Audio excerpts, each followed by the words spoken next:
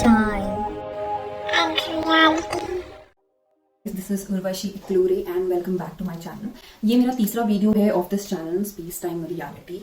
तो दो videos already निकल चुके हैं, तो अगर आपने नहीं देखा है तो प्लीज जाके देखिए, क्योंकि ये तीसरा वीडियो जो है वो सेकंड वीडियो के ऊपर ही बेस्ड है। तो इससे पहले कि हम हमारा जो टॉपिक है कि parallax method to measure distances of the stars in the galaxy और इन द स्पेस, वीडियो में जाने से पहले हम कुछ दो क्वेश्चन के आंसर्स यहाँ पे डिस्कस करना चाहेंगे जो हमने सेकंड वीडियो के एंड में बताए थे या पूछे थे। तो उसमें से सबसे पहला क्वेश्चन जो डिस्कस करना चाहेंगे वो है कि अगर दो स्टार्स की ल्यूमिनोसिटी सेम है, star A and star B की ल्यूमिनोसिटी सेम है, तो क्या उसका अपेरेंट ब्राइटनेस भी सेम होगा? तो उसका आंसर है हाँ और ना, दोनों भी। हाँ उस केस में अगर उसका डिस्टेंस जो है वो सेम हो, अगर ना उस केस में जब अगर उसका डिस्टेंस जो है वो डिफरेंट हो। तो हमारा सेकंड क्वेश्चन जो है दैट इज, अगर star A and star B की अपेरेंट ब्राइटनेस अगर सेम होगी तो क्या उसकी ल्यूमिनोसिटी भी सेम हो सकती है? तो उसका आंसर है नहीं, क्योंकि जरूरी नहीं है कि दोनों स्टार अगर अपेरेंट ब्राइटनेस के हिसाब से अगर हम लोग उसको मेजर कर रहे हैं या देख रहे हैं तो अपेरेंट ब्राइटनेस के हिसाब से अगर वो सेम है तो जरूरी नहीं है कि वो स्टार्स की साइज या फिर उसका टेम्परेचर या फिर उसकी ल्यूमिनोसिटी भी सेम हो, क्योंकि दो स्टार अलग अलग हो सकते हैं size wise and distance wise.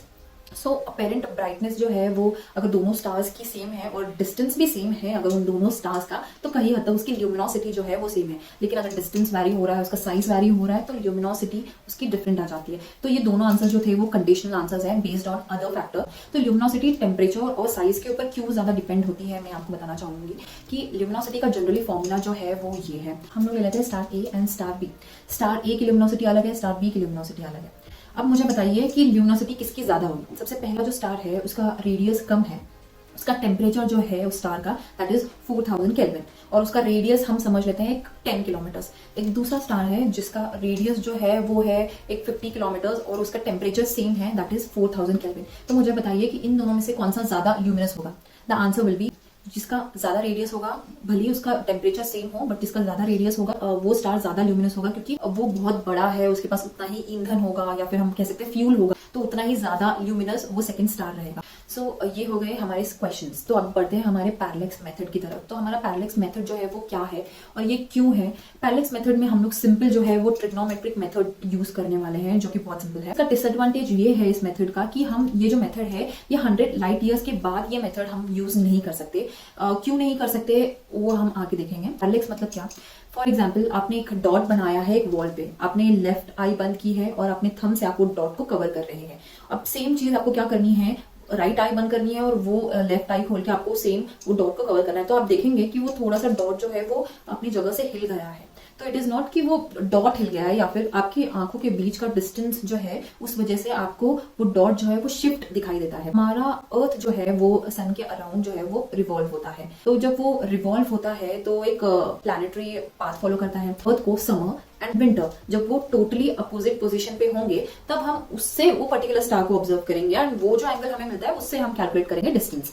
तो एक बहुत ही बड़े स्केल पे हमें ये चीज को कैलकुलेट करना पड़ा। तो हम समर में एक स्टार को ऑब्जर्व करते हैं, देन सेम स्टार को हम विंटर में ऑब्जर्व करते हैं। जो हमें एंगल मिलेगा 2 थीटा को एक राइट एंगल ट्राइंगल में हम उसको डिवाइड कर देंगे, वो एंगल को डिवाइड बाई 2 हो जाएगा। हमें सन से अर्थ का डिस्टेंस पता है जिसे हम जनरली 1 एस्ट्रोनॉमिकल यूनिट कहते हैं। तो टैन थीटा के हेल्प से हम लोग ये डिस्टेंस जो है डी जो हमने यहाँ पे रेफर किया है उसको भी हम कैलकुलेट कर सकते हैं। तो tan theta is equals to AB upon CD. CD is D and AB is 1 astronomical unit. So क्या हो जाएगा? D is equals to 1 astronomical unit by tan theta. बहुत सारे केसेस में ये जो tan थीटा है that is almost equals to theta. हमारा फॉर्मूला जो बन जाएगा D equals to AB upon theta. जैसे जैसे डिस्टेंस बढ़ेगा वैसे वैसे ये जो 2 थीटा जो एंगल है वो भी उतना ही कम होता जाएगा, और जितना ज्यादा ये कम होगा उस हिसाब से फिर हम ये मेथड जो है वो यूज नहीं कर पाएंगे। इसीलिए ये सिर्फ 100 लाइट ईयर्स तक ही हम इस मेथड को यूज कर सकते हैं। तो आई होप कि आपको ये पैरेलैक्स एंगल मेथड जो है आपको समझ गया होगा कि कैसे हम इसकी हेल्प से डिस्टेंसेस को मेजर करते हैं। अगर आपने मेरे चैनल को सब्सक्राइब नहीं किया है तो सबसे पहले जाके मेरे चैनल को सब्सक्राइब करिए, लाइक करिए। आई होप मेरा ये वीडियो भी आपको उतना ही ज़्यादा इन्फॉर्मेटिव लगा होगा। तो please stay tuned guys. Thank you so much and जय हिंद।